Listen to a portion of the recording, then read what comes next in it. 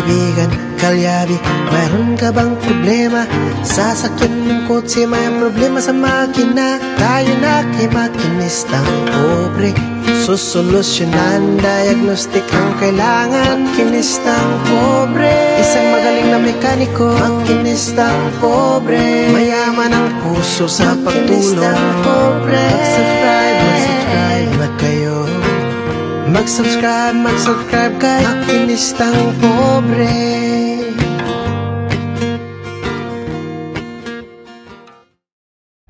Alright, so mga kalyabe, so ito na, binubuo na natin. So binalik ko na dito, napalitan na natin ito ng mga rebuilding kit. So papakita ko na sa inyo kung paano gumana itong itong mga lining niya. Ayan, kapag pinasukan po yan ng pressure, aangat yan. Yan. Tapos dito sa kabila, aangat din yan.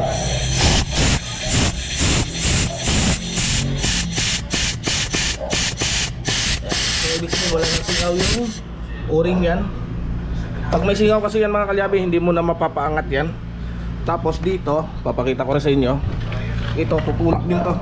Tutulak din to. Ayan, papakita ko rin sa inyo ha. Ayan.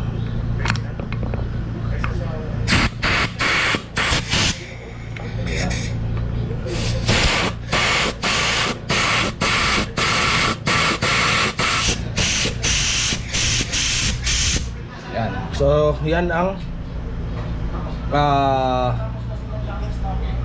dahilan kung bakit siya gumagana.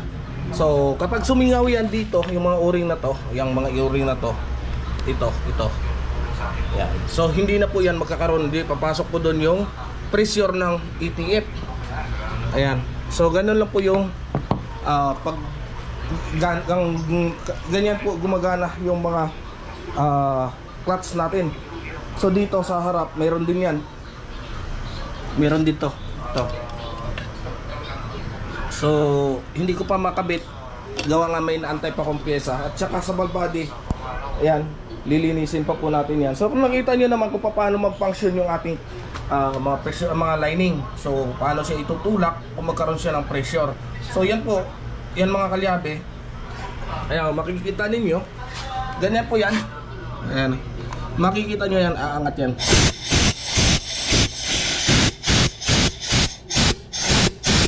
Yan. Kabila, ganun din po yan.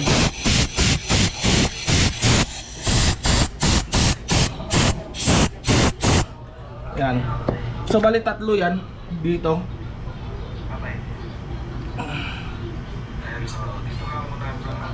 Bali tatlo po yan. Tapos yung isa. Yung ito. Ito po yan.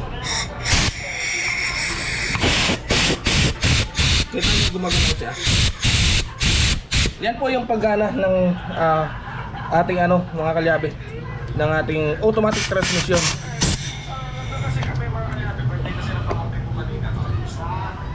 Ayan.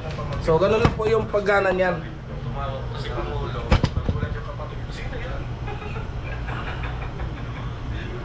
Ayan. Tapos ito, papalitan pa po natin to. Malutong na po ito. Itong o-ring na to. Yan. Malutong na po yan. Papalitan pa po natin yan. Itong apat na to, ganun din. Papalitan din po natin yan. So yung o-ring na sa loob, napalitan na natin yung malalaki. So susunod na lang natin yung hindi yan. Yung stud bolt. Right, so ganon mga kalyabe, ganon yung purpose ng ating automatic transmission para gumana. Alright. Yo? Pinapasukan nito. Ayaw mahaba. Okay, sandali. Right mga kalyabe, yan at ito yung pinakamadahilan. Yan, malutong na masyado. So ito hindi na makakapigil kasi bawat pressure niyan may hangin po yan na lalabas dito. Ayan, so dito yung mga butas na yan, may mga hangin yan bawat groove na yan dyan. So kapag hindi niya napapigilan yung ETF, is hindi na po yan tatakbo mga kalyabe. Yan po yung purpose nitong mga o-ring na to, tatlo na to. So ito hindi pa natin mapapalitan, mamaya pa ito mapapalitan. So ganun din po yan dito. So dito, yan, meron din po yan dalawa. Yan. Yan po yung dahilan. So yan ang ating tatakal dito mga kalyabe. Tapos diretso na po yan. At sasalpak na po natin yung ating transmission doon sa sasakyan. So ganun lang po yung kasimple yung ating paggawa ng transmission. So hindi naman po mahirap ang paggawa ng transmission, kundi madali lang din naman po. Right. Ayan, so Ter, ito tanggalin mo to. Ito sa cover. Ito.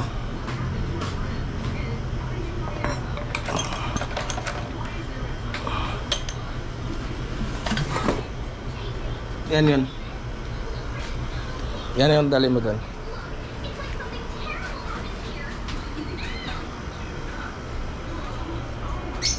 Ayan. So pagkatapos nito is lilinisin pa po natin tong kanyang transmission. Ang lahat ng mga o-ring niya dito sa labas ay papalitan pa natin para malinis na malinis talaga itong ating gawa.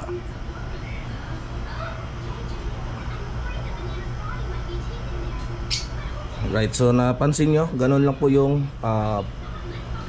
ganun kung paano gumana yung ating mga clutch. So basic lang po mga kalyabe. Ganun yung purpose niyan. At para gumana. So ito, nabuo na natin, nabalik na natin, lock na natin yan. So ito na lang, mamaya kabit ko yung mga o-ring, papalitan na natin.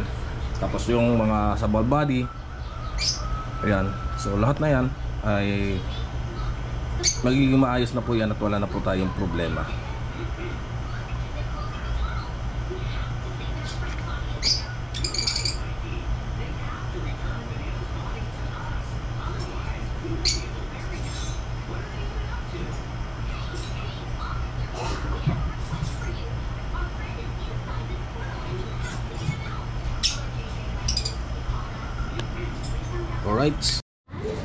Alright mga kalyabe, so isang magandang araw po sa ating lahat. So ito ngayon nagpe-prepare tayo kasi yan, mayroon po tayong pang off-road. So may pang off-road tayo na gagamitin. Magre-ready po tayo para just in case na lumakas man ang ulan. At alam naman natin dito sa amin banda, medyo may baha ang area sa bandang Bacoor. So try natin kung makakatulong tayo doon sa ating mga kababayan na mas stranded sa may Saint Dominic. So ito ang gamit natin, yung ating 4x4. Ayan, 4x4 to. So ito na ngayon yung bago nating laruan, 4x4 na pang off-road mga kalyabe. Ayan, pang off-road po natin to. Ayan, ito yung maging pang rescue natin doon sa mga na-stranded sa baha. Right. Alright mga kalyabe, so ito nag-iikot-ikot tayo. Baka sakaling may matulungan tayo dito sa kalsada sa mga baha-baha. Kasi itong dala natin is 4x4 po ito na pang off-road mga kalyabe. So ayan lang. So pupunta tayo ng Saint Dominic dito sa may boundary ng halos na Las Piñas at saka ng Bacoor. Right. So wala man akong maitutulong mga kalyabe kasi alam nyo naman wala naman tayong sapat na kakayahan na pang tulong dito sa ating mga kababayan na stranded dito sa daan. So ito lang po yung ating maitutulong sa ngayon.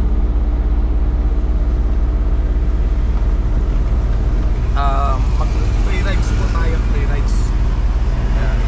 So 4x4 kasi ang hawak natin, kaya matibay ito mga kalyabe. Ayan.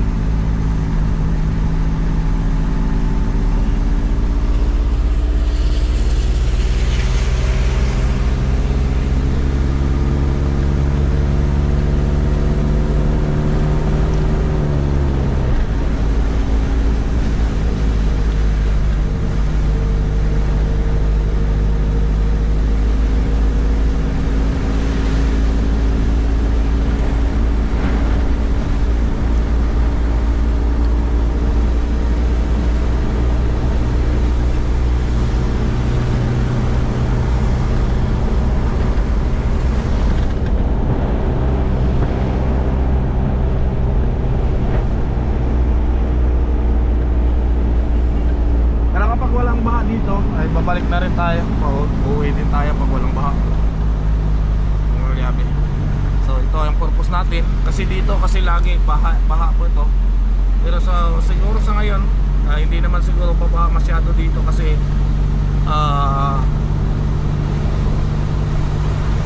mahina lang naman ang ulan. Walang baha mga kalyabe. Babalik na lang kami. Babalik na lang kami kung walang baha. So abangan nyo na lang mamaya kasi magre-rescue tayo. Rescue tayo.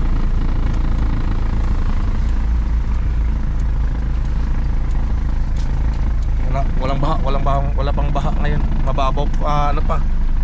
Ang hangin lang naman ang malakas ngayon mga kalyabe. Hangin lang malakas dito. Ayun, lakas ng hangin.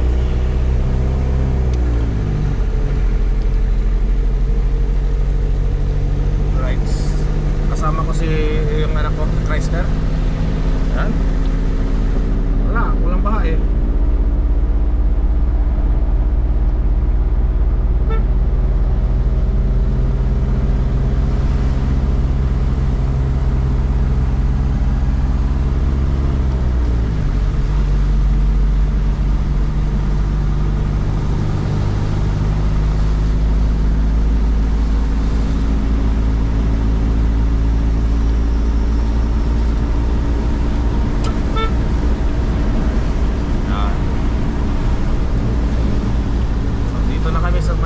Boulevard.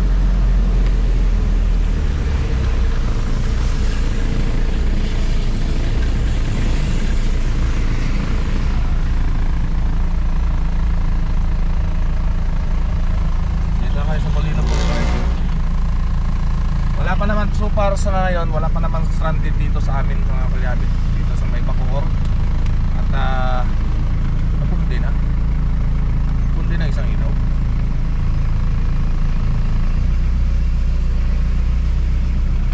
So yan, nag-aantabay lang tayo kasi ito talaga ang purpose natin is tumulong sa ating mga kababayan na na-stranded dito sa daan.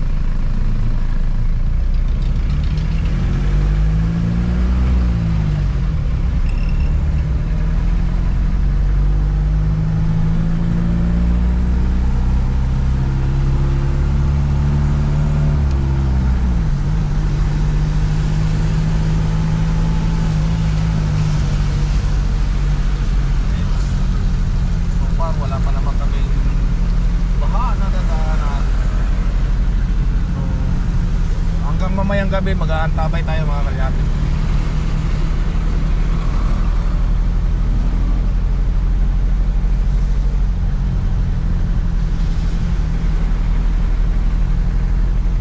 Madilim no? Tagtagan natin ang ilaw niyan hanggang doon sa likod.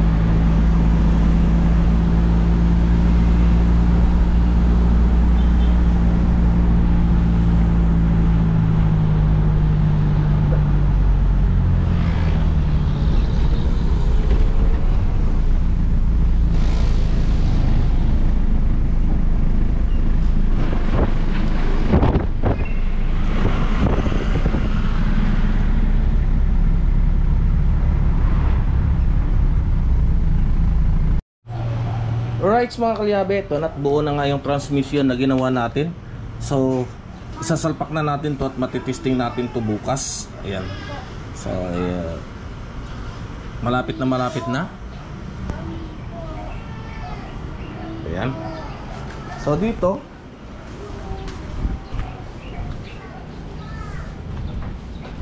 ito yung ating bagong laruan ngayon. Ayan, pang off-road. So pang off-road muna to.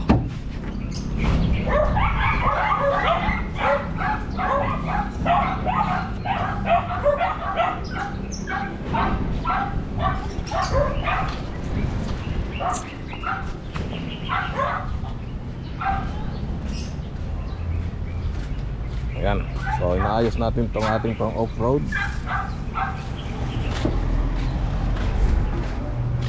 Ito yung kapalit ng ating Chevrolet Spark.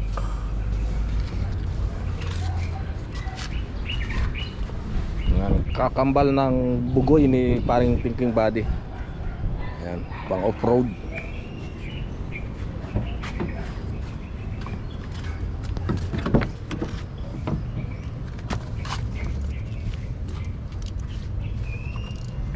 Madali lang siguro ito tanggalan ng ano, upuan.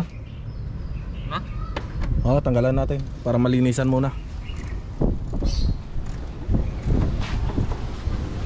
Para isang gawaan na lang.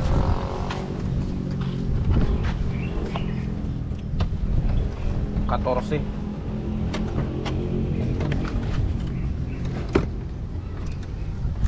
Ayan itong kanyang upuan mga kalyabe. Oh, ayan. Nagyayapos yan. Ayan, nangyayapos. Pwede rin ganito, maluwagan. Oh.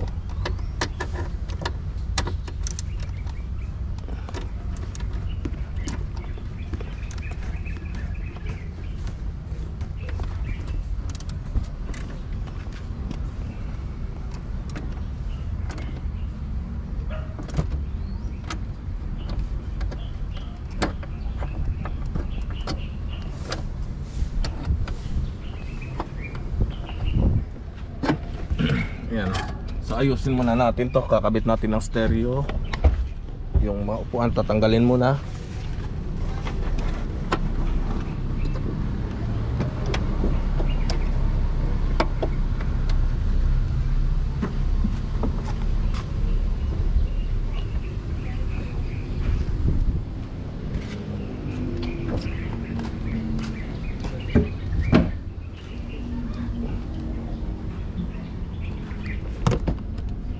Uy, may ilaw pa pala to eh.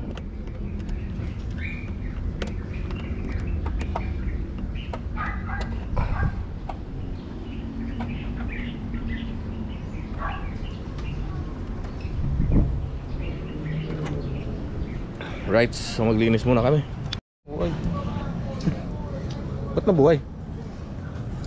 Pinindot mo? Right, so ayan mga kalyabe. Ito, at basa ang loob lahat. Ayan, ilawan ko lang kasi nilinis natin lahat para kondisyon na kondisyon atong ating pangharabas. Ayan o. Ayan, so ayan siya. General cleaning po to. Ayan. Tapos ang mga wirings niya, ang dami oh. Tingnan nyo, ang dami. Ayusin natin yan bukas. So ngayon, yan lang muna pansamantala yung ating ginawa. Right.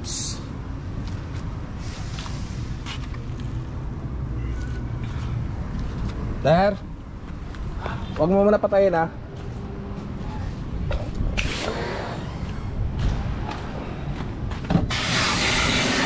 Yan. Para malinis ko lahat.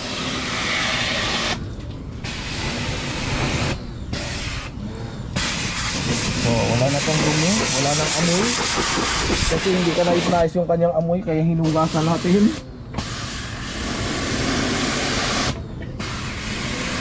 Ayan.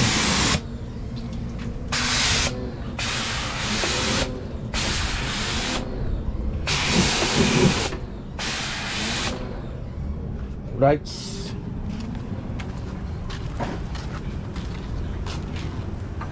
Ayan mga kalyabe. So ito pa pang linisin pa natin to.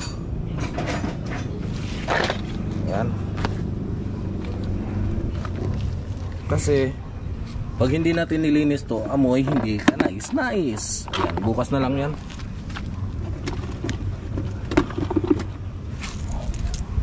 Amoy hindi ka nais kapag hindi natin nilinis to. Right, dito, tika lang. Pasok muna natin dito. Kasi bukas na natin lahat pambalik mga upuan nito. Patuyuin muna natin para at least presentable naman yung ating sasakyan.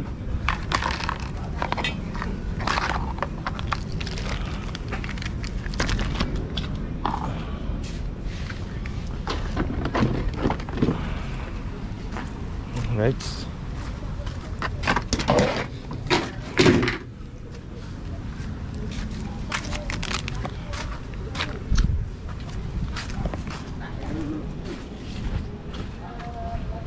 Ayan. Ang wire gagamitin ko to. General cleaning man. Taki na manok to. Ano yun yan? Yung tinamanok. Saan mo ilagay?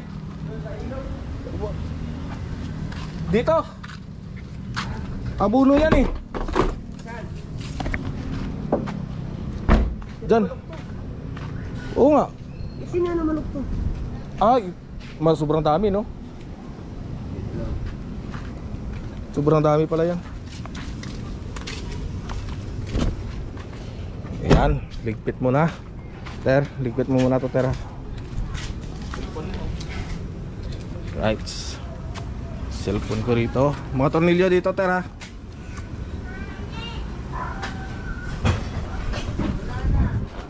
Right, so yan mga upuan. Yung hindi magbabasa, Ter. Sa babandang walang tulo. Doon, no? Or ipasok na lang dito sa loob. Dito lang muna. Dito, magkatabi yung dalawang sa harap. Oo. Right. Alright mga kalyabe, so medyo madilim tayo ngayon. At ito nga, tinawagan tayo ni Boss Pablo. Ayan, si Kanoto TV. At kailangan nating i-rescue sila ngayon doon sa may Balay-Tigi na Sugbo, Batangas. Dahil tumirik po yung kanilang sasakyan. So wala silang makontak na magagawa. So tayo ngayon ang tatakbo doon mga kalyabe. Kasama ko si Chrysler, yan ang anak ko. Ayan. So at gamit-gamit natin ngayon yung ating pang harabas na sasakyan. Right? Dito pa. Alright mga kalyabe, so hindi kami natuloy dahil napaandar na rin pala nila Boss Pablo yung kanyang sasakyan. So nagka-aberya pala sa susian yung issue ng sasakyan niya. Pero abangan ninyo pagbalik nila Boss Pablo dahil bibiyahe nga sila at may pupuntahan silang importante. So kung saan man sila pupunta, abangan nyo sa vlog ni Boss Pablo, kay Kanoto TV at kay Step. Ayan, kay Step, kay Kangiti mga kalyabe. Abangan ninyo yung mga vlog nila kung saan sila pupunta. Dahil hindi ko masabi kung saan sila pupunta ngayon eh. Ayan. So bumalik lang po kami kasi gawa nga napaandar na, tumawag na rin si Boss Pablo sa akin at napaandar niya yung kanyang sasakyan. So pagbalik nila galing doon sa bakasyon nila sa kanilang pupuntahan is aayusin po natin si Pepsi. Ayan. So ayos lang yan mga kalyabe, at least napaandar nila kaagad yung sasakyan at naiuwi nila sa kanilang bahay. So ayan, at Boss Pablo, Step, ingat po kayo sa inyong biyahe at God bless. Ayan, so hanggang dito na lang muna ang vlog natin sa ngayon. At maraming salamat po sa inyong walang sawang pagsuporta. Bye bye.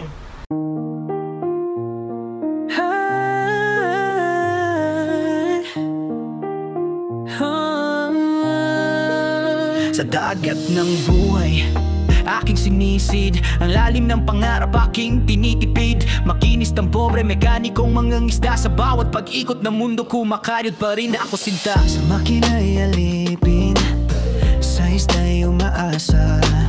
Sa ilalim ng araw, pawis ko'y tumutulo na. Ngunit di susuko, sa hirap ay lalaban. Para sa pamilya, gagawin ang lahat, aking pangako yan. Makinistang pobre, mekanikong mangingisda. Sa dagat ng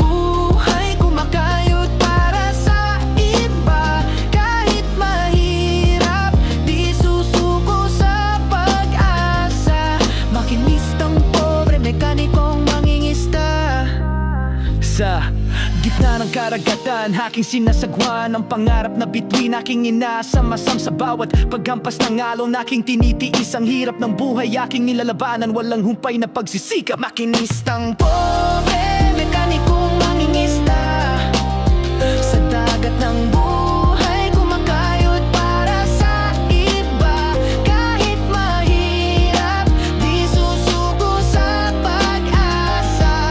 Makinistang pobre, mekanikong mangingisda. Isang araw ang aking mga pangarap ay may sasakatuparan. Ng hirap na dinanas ay magiging alaala na lamang sa bawat pagsikat ng araw. May bagong pag-asa, makinistang pobre, mekanikong mangisda. Makinistang pobre, mekanikong mangingisda sa dagat ng buhay, kumakayod para sa iba. Kahit mahirap, di susuko sa pag-asa. Makinistang pobre, mekanikong mangingisda.